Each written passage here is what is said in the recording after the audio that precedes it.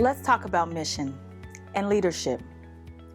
Too often, when I ask the question, do you know what the mission of your organization is? Too many leaders tell me they have no clue. And I liken mission to being in the exit row on the airplane. When you sit in the exit row on the airplane, what's the question they ask you?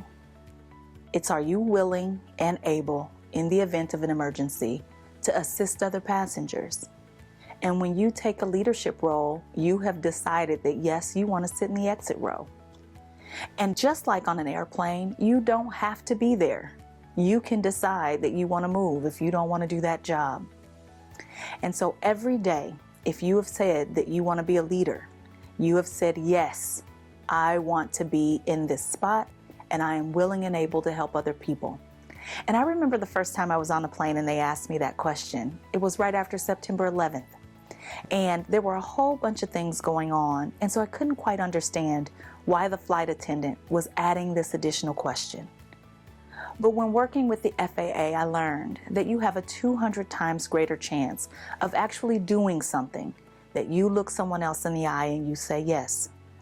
And it's highly likely that your leader is not asking you every day, are you in? Do you want to be in this seat? But every day that you show up and you sit in that seat, you are giving us a proverbial yes. So with that, there's some things that you need to do to make sure that you are aligned to the organization's mission and that it nicely aligns to your own. I want you to think about, what does it look like to know what your top 3 to 5 values are as a person? What do you value as a leader? And once you identify what you value as a leader, how does that align to the mission of the organization? Because where you can find that overlap, you can inspire and encourage people around that mission. It doesn't matter if you're working in a manufacturing facility with no air conditioning. It doesn't matter if you're in a school district with lots of children with incredible challenges.